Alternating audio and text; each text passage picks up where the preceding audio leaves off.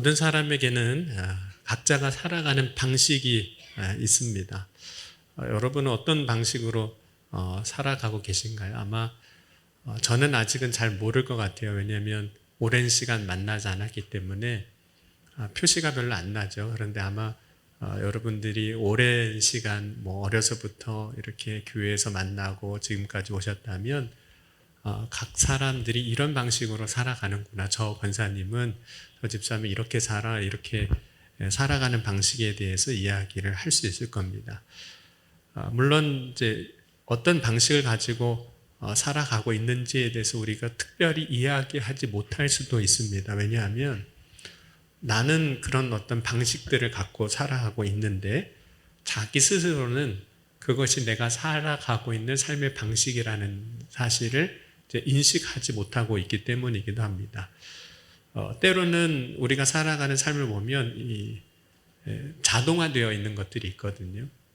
그런 것들 때문에 어떤 때는 내가 이렇게 살고 있다는 걸 잘 모르는 거죠. 모든 사람에게는 자신의 삶의 노하우들이 있습니다. 심지어 설거지하는 노하우도 있으시잖아요. 사람마다 좀 다 다르긴 하지만 그걸 가지고 살아가는 겁니다. 방식이 있어요. 그런데 그 삶의 방식이 세상에서 이렇게 성공적인 방식으로 인정받았을 때, 특별히 그것이 사업을 한다든지 어떤 일을 하는 데 있어서 성공적인 방식으로 인정받았을 때 사람들에게 그 방식을 가르치려고도 합니다. 이렇게 하면 돼 라고 가르치기도 하고 혹은 이렇게 해야 한다라고 요구하기도 합니다. 그런데 그러한 삶의 방식이 때로는 자기의 의가 되기도 해요. 의가 됩니다. 그래서 내가 살아가는 방식이 특별히 성공적이었다면 그것을 이제 자기의 의로 여기고 이제 다른 삶의 방식은 틀렸다라고 이제 정의하기에 이르게 됩니다. 모든 사람이 한 가지의 삶의 방식만을 가지고 살고 있지는 않습니다. 삶의 여러 가지 방식들이 있는데 그걸 택하죠. 때로는 상황에 따라서, 환경에 따라서 그 삶의 방식들을 우리는 취사 선택합니다. 어쩌면 그렇게 하는 이유 중에 하나는 생존을 위한 자연적인 거예요. 뿐만 아니라 인간의 삶이 오직 한 가지 방식만으로 살아갈 수는 없습니다. 그렇게 살 수가 없어요. 지금도 많은 사람들이 다양한 방식으로 자신의 삶을 살아가고 있습니다. 저도 그렇고 여러분도 그렇습니다. 그런데 그 삶의 방식 가운데 그 중에서도 내 삶의 주가 되는 주요한 삶의 방식이 있어요. 여러분, 예수님은 우리가 예수님을 믿을 때 우리는 두 가지를 꼭 할 수밖에 없습니다. 어떤 일을 하게 되냐면 예수를 믿을 때 하게 되는 일 중에 하나는 버리는 일을 하게 돼요. 그러니까 예수를 믿기 때문에 붙잡을 수 없는 게 꼭 생깁니다. 믿음 안에서 이거는 같이 할 수 없는 게 있어요. 그래서 그걸 버리게 되고 또 하나는 그걸 버림으로 인해서 우리의 삶의 새로운 삶의 방식 혹은 삶의 길을 선택해야만 하는 그런 것이 이제 예수를 믿을 때 해야 할 두 가지 일입니다. 여러분, 예수님께서 제자들을 부르실 때 특별히 베드로나 야고보나 요한 같은 경우에는 이제 어부였지 않습니까? 어부일 때 예수님을 따르려면 배와 그물을 버려야만 했어요. 자신이 지금까지 살아왔던 삶의 방식이죠. 또 생계수단이기도 하고 그걸 버리게 됩니다. 그리고 그 버림과 동시에 이제 예수님을 선택하는 거죠. 그럼 우리가 믿음으로 살아가려고 할 때 우리가 지금까지 살아왔던 삶의 방식들 가운데 버려야 할 삶의 방식이 있습니다. 그리고 새롭게 선택하는 그리스도인의 삶이 있는 거죠. 여러분, 우리가 예수 그리스도를 믿을 때 버리게 되는 삶의 방식은 어떤 게 있을까요? 먼저는 이런 겁니다. 관습으로 살아왔던 삶의 방식 혹은 우리가 전통이라고 말하는 그 삶의 방식들을 우리가 이제 버리게 됩니다. 여러분, 우리의 삶의 많은 부분들이 실제로 전통과 관습으로 만들어진 것들입니다. 잘 몰라요. 그런데 여러분, 우리가 먹는 음식 전통일까요? 아닐까요? 저 오늘 저녁에 된장찌개를 먹었는데 만약에 제가 한국 땅에서 태어나지 않았다면 안 먹었을 겁니다. 당연히 그냥 뭐 된장찌개 먹는 거야 너무 익숙하고 또 편안하지만 그건 한국 땅에서 살았기 때문에 그걸 먹는 거예요. 그럼 김치를 먹는 건 어떤 걸까요? 당연한 게 아니에요. 한국 땅에서 어려서부터 그걸 먹어왔기 때문에 그걸 먹는 겁니다. 그럼 우리가 명절에 고향을 찾아가는 것, 물론 이제 한국만에 있는 문화는 아니지만 부모님을 찾아가는 것, 고향을 찾아가는 것, 이제 전통이죠. 어떻게 보면 관습이기도 하고, 우리가 옷을 입는 방식, 물론 지금은 이제 많이 변했지만, 이거 전통입니다. 주거 환경, 많은 변화가 지금 있지만, 그 중에 공통적인, 그대로 남아있는 것 중에 하나가 뭐냐면, 앉아서 생활하는 것. 여러분, 소파는 어떻게 앉는 건지 아세요? 소파. 위에 앉는 게 아니라 바닥에서 등 기대고 앉는 게 소파잖아요. 그죠? 소파를 사놓고도 그 위에 안 앉고 바닥에 그 등 기대서 앉는 거. 그러니까 외국 사람들이 보면 참 왜 소파를 사서 저렇게 앉나 싶을 정도로 그렇게 사용을 하는 거. 이게 우리가 갖고 있는 관습 때문에 그래요. 또 온돌 문화, 그죠? 물론 이제 겨울이니까 뜨뜻하게 이제 등 지지고 싶은 마음이 있지만 그 온돌 문화도 이제 한국의 문화인 거잖아요. 만약 우리가 한국에서 살지 않았다면 온돌을 깔지 않았을 겁니다. 우리가 이제 사람을 만나서 인사하는 거 혹은 인사를 이렇게 표현하는 말도 전통이죠. 여러분은 만나면 어떻게 인사하세요? 한국 사람들이 인사하는 전통적인 두 가지가 있습니다. 첫 번째가 안녕히 주무셨습니까? 뭐 지금은 그럴 필요도 없는데 그죠? 지난밤 안녕하셨냐고, 안녕히 주무셨습니까? 또 하나가 식사하셨냐고. 꼭 밥 먹은 게 무슨 상관이 있어요? 사줄 것도 아닌데 식사하셨냐? 그게 이제 문화예요, 한국 문화. 지난주에 이제 인도를 갔는데 거기서 참 황당한 상황을 경험했어요. 어떤 거냐면 사진을 찍자고 하는 사람들이 참 많았어요. 그래서 순간 제가 연예인이 됐나? 뭐 이런 생각이 들 정도로. 네. 물론 이제 저희가 센터도 방문하고 그 선교사님 사역하는 데 가니까 그 아이들이 거기 계신 이제 지역 동네 분들 중에 그곳에 예배 오시는 분들이 이제 한국에서 왔다고, 목사님 왔다고 그러니까 사진 찍자고 하는 건 그래도 이해가 됩니다. 그렇죠? 그렇게 찍자고 하는 건 이해가 되는데 길을 가는데 모르는 사람이 갑자기 사진을 찍자고. 근데 그게 뭐 흔한 일이라고는 하더라고요. 인도에서는 외국인 뭐 이렇게 지나가면 흔한 일이라고 해요. 근데 사진을 찍는데 사진을 이렇게 딱 찍고 나서 고개를 이렇게 하는 거예요. 뭐가 잘못됐나? 뭐가 잘 안 나왔나? 뭐 이런 생각이 들게끔 이렇게 하는 겁니다. 그러더니 됐대요. 그리고 가라는 거예요. 알고 보니까 고개를 좌우로 이렇게 하는 게 yes라는 표현이에요. 그러니까 사진 찍고 이러면 잘 찍혔다는 거예요. 그러니까 우리는 사진을 찍었는데 이렇게 하면 뭐가 문제가 있는데 뭐가 잘못된 것 같은데 하는 표현인데 거기서는 잘 나왔다는 그런 의미인 거죠. 그러니까 인도 사람들 사이에 하는 의사소통 방식과 우리가 하는 의사소통 방식이 전혀 다른 거예요. 거기는 거기 나름의 전통 문화가 있는 것이고 우리는 우리 나름의 문화가 있는 거죠. 여러분, 유대인들에게는 몇 가지 전통이 있습니다. 우리가 성경을 통해서 알게 되는 전통이 있는데 그 중에 하나가 하루에 3번 기도하는 겁니다. 3시, 6시, 9시에 기도하는 거예요. 그래서 다니엘 같은 경우에도 보면 그 왕의 조소가 찍혔음에도 불구하고 하루에 3번 예루살렘을 향하여 창문을 열고 기도하는 장면이 나옵니다. 하루에 3번 기도해요. 그리고 베드로 역시 3번 기도하는 장면이 나오죠. 욥바에 가서 올라가서 지붕에 올라가서 기도할 때 그 하루에 3번 기도하는 그 시간에 맞춰서 기도를 했습니다. 그런데 때로는 그 3번 기도하는 그 기도가 유대인들에게는 자기의 의를 드러내는 수단이기도 해요. 왜냐하면 시간이 있다 보니까 일부러 기도하는 시간에 큰 거리에 가서 혹은 회당에 가서 기도하는 겁니다. 나는 이렇게 전통을 잘 지키고 기도하는 이런 사람이다라는 것을 사람들에게 보여주고 싶어서 그렇게 하는 거죠. 여러분, 때로는 우리가 전통을 따라서 살아가는 거, 그냥 해오던 대로 그 문화 안에서 살아가는 삶의 방식을 선택하는 이유는 그게 편해요. 편합니다. 왜냐하면 늘 하던 것이기 때문에 편하고, 늘 하던 것이기 때문에 아무도 그것에 대해서 뭐라고 하지 않습니다. 여러분, 교회에서도 때로는 이렇게 뭔가를 하려고 그럴 때 작년에도 했던 거야. 그러면 다 넘어가더라고요. 작년에도 했던 거라고 그러면 넘어가는 거예요. 왜냐하면 그거는 우리 문 안에서 그냥 관습이 된 거죠. 예전에 했던 거라고 하면 그냥 되는 거예요.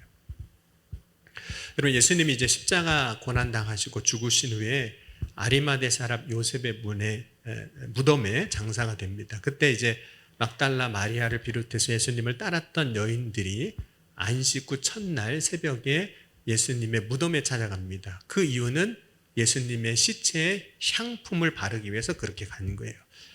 근데 그렇게 한 이유는 유대인의 장례 문화 가운데 사람이 죽으면 그렇게 향품을 바르는 전통 문화가 있었기 때문에 그런 겁니다. 그러나 실상은 그것이 예수님께서 제자들에게, 믿는 자들에게 하신 말씀을 기억하지 못하는 일이었어요. 이틀 전 새벽 기도 설교였습니다. 그러니까 그날 새벽 기도를 기억하지 못하시면 똑같은 반응이 나오는 거예요.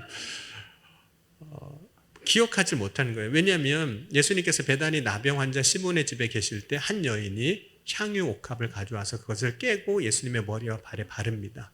그때 사람들은 그 향유 옥합, 300데나리온에 되는 그 향유 옥합을 허비한다, 낭비한다고 했어요. 이걸 팔아서 가난한 사람에게 주면 좋은 일을 할 수 있을 텐데 예수님에게 그냥 다 쏟아버렸잖아요. 그러면 땅에 쏟아지는 거니까 허비했다라고 이야기를 하는 거죠. 그때 사람들은 그 여인을 책망할 때 예수님은 뭐라고 그 여인을 향해서 말씀하셨냐면, 이 여인을 칭찬하면서 내 장례를 미리 준비한 것이라고 말씀하는 거예요. 그러면 여러분, 막달라 마리아를 비롯해서 그 여인들이 안식 후 첫날 장례 후에 향품을 바르는 그 일은 할 필요가 있는 걸까요? 없는 걸까요? 이미 미리 했어요. 미리 했다고 예수님 말씀하셨어요. 그러니까 그 말씀을 기억하면, 그 말씀을 믿는다면 이 여인들은 안식 후 첫날 새벽에 그 무덤에 찾아가지 않았을 겁니다.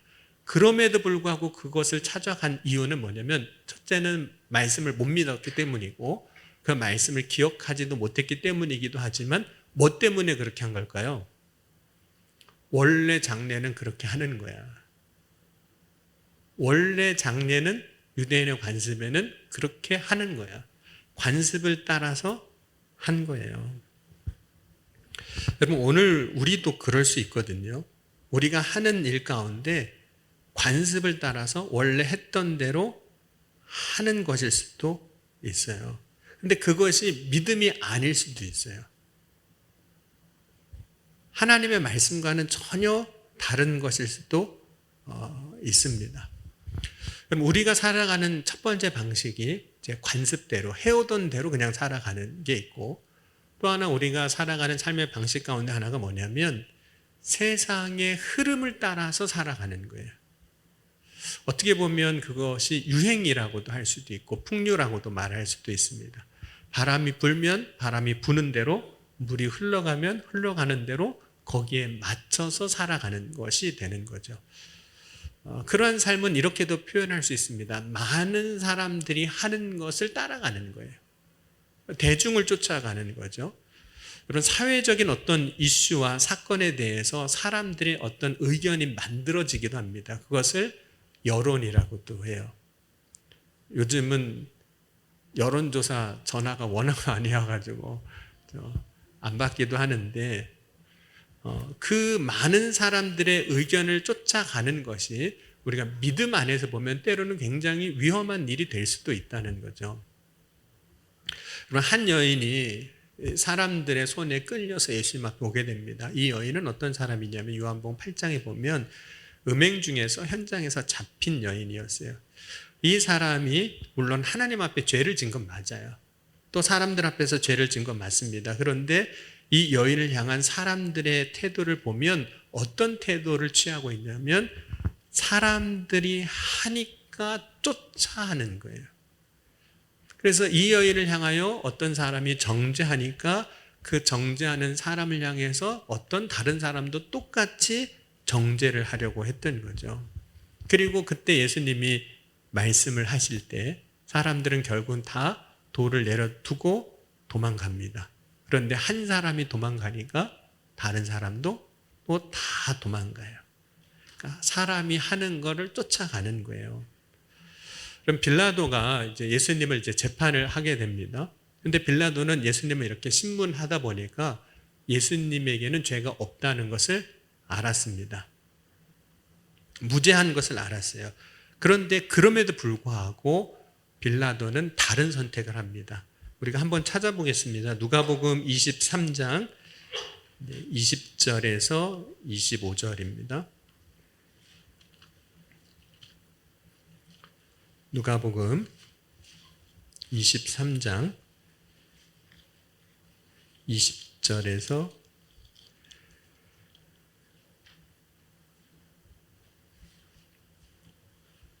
20절에서 25절 같이 함께 읽겠습니다. 빌라도는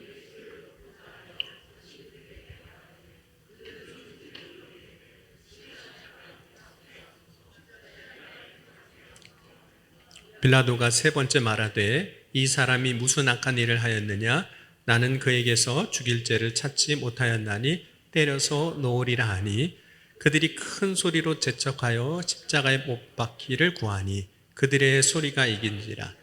이에 빌라도가 그들이 구하는 대로 하기를 언도하고 그들이 요구하는 자 곧 밀란과 살인으로 말미암아 놓아주고 예수는 넘겨주어 그들의 뜻대로 하게 하니라. 빌라도가 재판을 하고 보니까 예수님한테는 죄가 없음을 안 겁니다. 그래서 놓아주려고 했는데 사람들이 그러면 안 된다는 거예요. 예수님을 십자가에 못 박으라고 막 소리칩니다. 그래서 23절 보면 큰 소리로 재촉하여 십자가에 못 박으라고 구하니 누구의 소리가 이겼을까요? 그들의 소리가 이긴지라. 그래서 그 많은 사람들이 요구하는 것을 따라가는 겁니다. 빌라도가 따라가는 거예요. 그럼 빌라도는 예수님에 대해서 재판할 수 있는 어떤 것을 판결할 수 있는 선택할 수 있는 힘, 권한을 갖고 있습니다. 그럼에도 불구하고 자신의 선택을 어떻게 결정하냐면 많은 사람들이 요구하는 많은 사람들이 결정하는 것을 따라가는 거예요. 그러니까 우리의 삶의 방식이 그럴 수 있다는 거예요.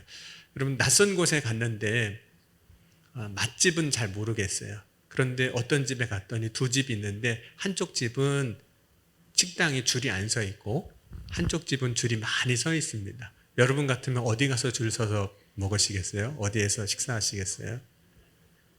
참 신기하죠. 여기 빈자리가 여전히 있는데도 불구하고 줄 서서 그 자리에 가서 먹는.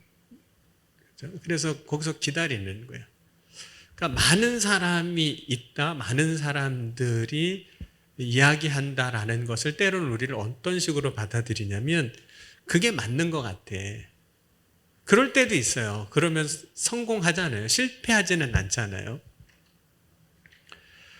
때로는 사람을 따라가는 것이 우리에게 있어서 좀 더 안전하고 더 유익하다라고 생각하는 것들이 있습니다. 여러분 빌라도가 무리를 따라갈 때 할 수 있는 일이 있어요. 밀란을 막았어요. 사람들이 요구하는 걸 들어주니까 밀란이 안 일어나요. 빌라도가 무리를 따라갈 때 자신의 정치적 권력을 안정적으로 유지할 수 있었습니다. 그래서 거기를 쫓아가는 거죠. 여러분 우리가 세상을 이렇게 보면서 그 세상이 어떻게 흘러가는지를 잘 보고 판단하는 지혜가 필요합니다. 그러나 거기에 휩쓸리지는 말아야 되는 거죠.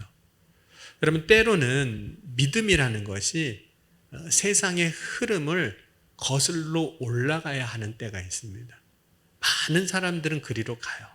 그런데 믿음은 그 반대로 가야 하는 때가 있어요.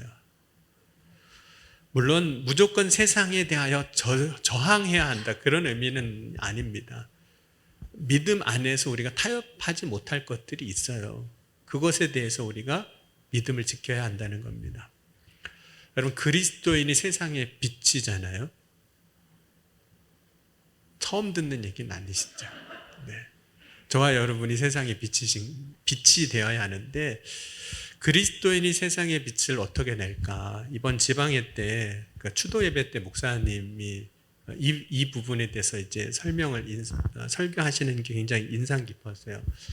그러니까 지금은 조금 다른 방식으로 빛이, 이 전구나 이런 빛이 나오지만, 과거에 전구라고 하는 것은 필라멘트의 전류가 흐르면 저항이 빛을 내는 거거든요. 그걸 가지고 이렇게 설명하시더라고요. 저항이 클수록 빛은 밝은 빛을 낸다. 저항이 클수록. 그러면서 그런 이야기를 하셨어요. 그리스도인이 세상에서 빛의 역할을 감당할 때 감당해야 할 저항이 있고 그 뚫고 지나가야 하는 고난이 있다. 그런데 그 감당해야 할 저항을 감당하고 뚫고 갈 때 비로소 그리스도인이 세상에서 빛의 삶을 살아간다라는 이야기를 하시는 걸 들으면서 지방에 가서 은혜 받기는 또 처음이에요. 보통은 이제 회의하는 데기 때문에 그게 참 어려운데 첫 예배, 이제 추도 예배 드리는데 그런 이야기를 하셔서 지방에도 은혜 받는 자리구나 이런 생각을 했어요. 여러분, 우리가 세상이 흘러가는 대로 살아가는 게 편한 건 사실입니다. 왜냐면 저항할 게 없잖아요. 그냥 몸 실어 나르면 되니까. 흐름에 맡기면 됩니다. 크게 애쓰지 않아도 됩니다. 때로는 그 가운데 어부지리로 얻는 이익도 있습니다. 많은 사람들 속에 섞여 살면 자신이 잘 드러나지 않습니다. 익명성이 주는 편안함이 있어요. 여러분, 마스크 쓰고 살아갈 때 좋았던 점 뭔지 아세요? 얼굴을 다 가려준다는 거예요. 그렇죠? 그때 그래서 화장품도 덜 팔렸다고, 립스틱 같은 경우 안 팔렸다고, 바를 일이 없어진 거잖아요. 얼굴을 가려버렸으니까. 얼마나 편해요. 화장 안 하고 나가도 되고, 그렇죠? 화장 안 하고 나간다고 누군지 못 알아보고, 그러니까 얼마나 편합니까? 익명성이 주는 효과일 수 있어요. 근데 우리가 자칫 잘못하면 그냥 흘러가는 대로 익명성 속에 살아가면 죄책감도 없어요. 왜냐하면 이런 거예요. 나만 그런 게 아니에요. 저 사람도 그런 거예요. 나만 그렇게 한 게 아니라 저 사람도 그랬어요. 그러니까 죄책감이 없어요. 여러분, 세상의 풍류를 따라가면서 외치는 변명이기도 합니다. 나만 그랬나요? 저 사람도 그랬지. 여러분, 남들을 따르는 그 말, 남들이 하니까 나도 한다는 그 말이 사실은 믿음 안에서 잘 생각해 보면 얼마나 두려운 말 혹은 두려운 일인지 모릅니다. 왜냐하면 그것이 멸망으로 가는 길임에도 불구하고 갈 수도 있기 때문에 그래요. 그럼 마태복음 7장 13절 14절 말씀 보면 이렇게 말씀했습니다. 좁은 문으로 들어가라. 멸망으로 인도하는 문은 크고 그 길이 넓어 그리로 들어가는 자가 많고 생명으로 인도하는 문은 좁고 길이 협착하여 찾는 자가 적음이라. 많은 사람들이 가는 그 길, 많은 사람이 가네, 그럼 나도 가야지 하고 갔다가 멸망으로 가는 길인데 그거 모르고 쫓아갈 수 있다는 거죠. 멸망의 길을 가면서도 나는 안전하다고 생각하고 스스로 위로받을 수 있는 거예요. 그러니까 여러분, 우리가 어떤 방식으로 살아가는지 한번 스스로 이제 돌아봐야 하는 거죠. 세 번째로 우리가 살아가는 삶의 방식의 세 번째는 뭐냐면, 첫 번째는 전통, 관습으로 살아온 대로 살아가는 것이고, 두 번째는 사람을 쫓아가는 것이고, 세 번째는 자기 마음대로 살아가는 거예요. 여러분, 사람은 누구나 어느 정도 자기 마음대로 살아갑니다. 그죠? 여러분도 마음대로 살아오신 거잖아요. 저도 그랬고, 자기 마음대로 온 거예요. 그럼 모세가 이제 가나안 땅에 들어갈 이스라엘 백성들을 향해서 이런 권면을 합니다. 신명기 12장 8절에 보면 우리가 오늘 여기에서는 각기 소견대로 하였거니와 너희가 거기서는 그렇게 하지 말지니라. 여기서는 어디냐면 광야예요. 거기서는 어디냐면 이제 하나님이 약속하신 가나안 땅을 이야기하는 거예요. 여기서는 각기 자기 소견대로 살았지만 이제 하나님이 약속하신 가나안 땅에 들어가면 거기서는 그렇게 하지 말라는 거예요. 거기서는 그럼 어떻게 하라는 거죠? 하나님이 주신 말씀으로 살라는 겁니다. 율법으로 살라는 거예요. 그러면 이스라엘 백성들이 광야에서 살아갈 때 자기 소견대로 했다고 했는데 자기 소견대로 했던 게 이런 거죠. 우상 만들었던 거, 또 당을 졌던 거, 이렇게 그룹을 만들었던 거죠. 또 하나님을 원망하고 살았던 거. 그게 자기 소견대로 산 거라는 거예요. 여러분, 이스라엘 백성들이 그러면 가나안 땅에 들어가서는 어떻게 했을까요? 모세의 말을 잘 들어서 그래, 우리가 광야에서는 내 마음대로 살았지만 이제 가나안 땅에 들어왔으니 하나님 말씀대로 살아야지. 그랬을까요? 크게 달라지지 않았습니다. 그래서 사사기를 보면 이렇게 말씀하고 있어요. 17장 6절에 보면 그때 이스라엘의 왕이 없으므로 사람마다 자기 소견에 옳은 대로 행하였더라. 사람마다 다 자기가 옳다라고 말하는 대로 살더라는 거예요. 자기 마음대로 산 거죠. 그러면 지금도 많은 사람들이 자기 옳은 소견대로 살아갑니다. 그런데 그러한 삶을 계속 살아가는 거예요. 안 바뀌는 거예요, 잘. 그러면 사람들이 자기 마음대로 살아가는 거 좋다라고 생각을 해요.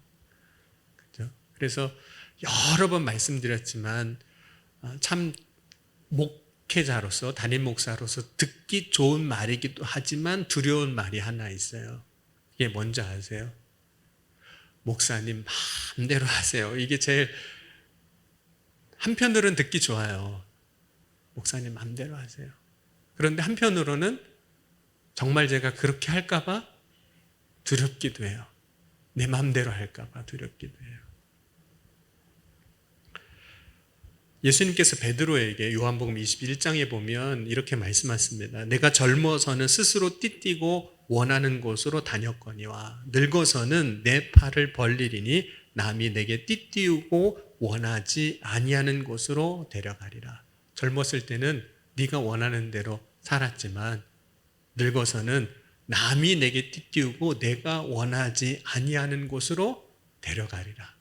여러분, 어느 게 더 좋은 것 같으세요? 내가 스스로 띠띠우고 원하는 대로 나를 데려가는 것과 남이 나에게 띠띠우고 내가 원하지 않아야 하는 곳으로 데려가는 것.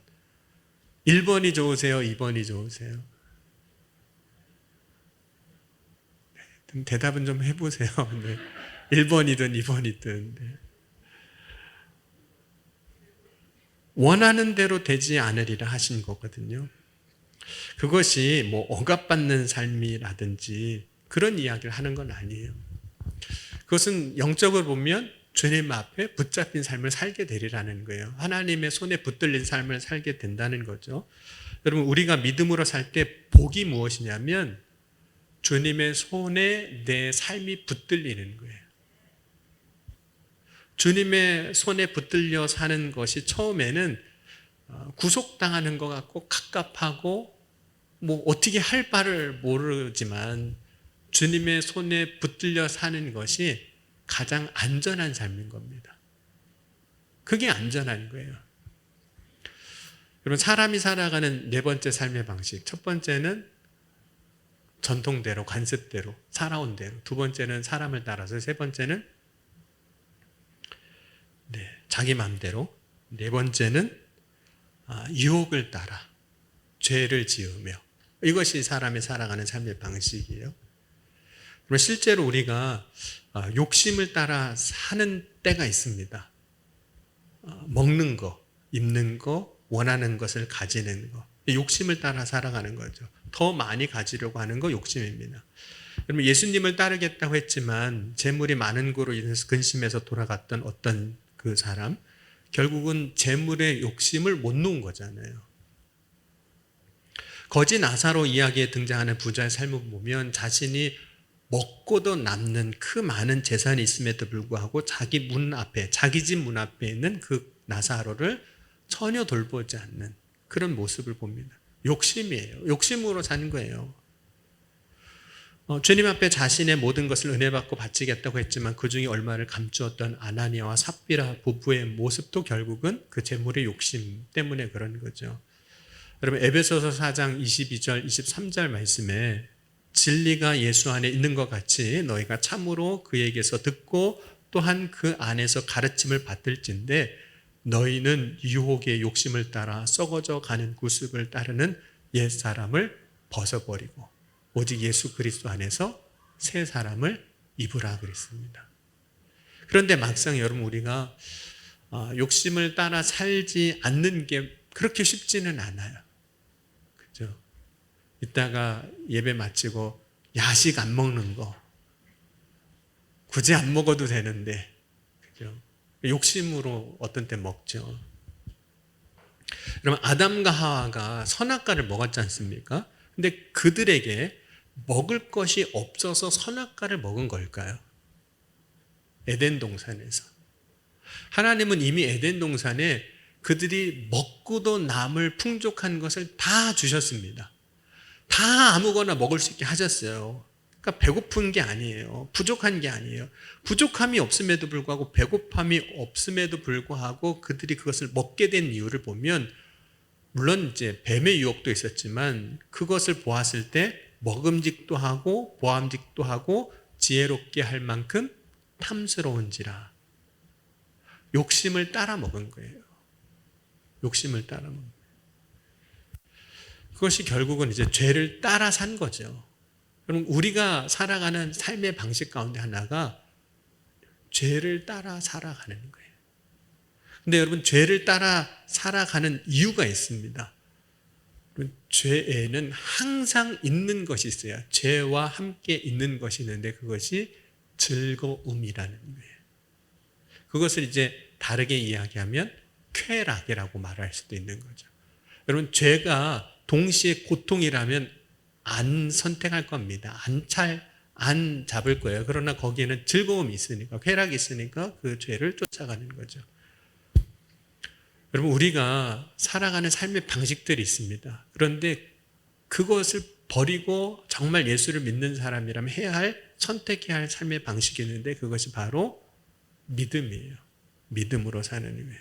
관습대로 살지 않고 세상 사람들이 간다고 쫓아가지 않고 자기 마음대로 살지 않고 욕심대로 살지 않는 거. 믿음으로 사는 거. 그런데 이 믿음으로 살려면 지금까지 살아왔던 삶의 방식을 우리가 저항하지 않으면 그것을 뚫고 가지 않으면 결코 믿음으로 살아갈 수 없다는 겁니다.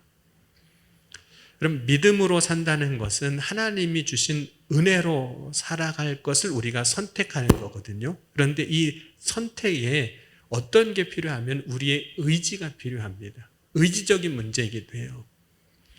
이제부터는 내가 믿음으로 살겠습니다라는 나의 의지적인 선언이 필요하다는 거예요. 이런 의지적인 힘에는 결단이 있는 거죠. 내 마음으로 그렇게 결정하는 거예요. 그런데 결정하는 것으로 끝나지 아니하고 결정한 것을 실제로 내가 그렇게 해야 하는 겁니다.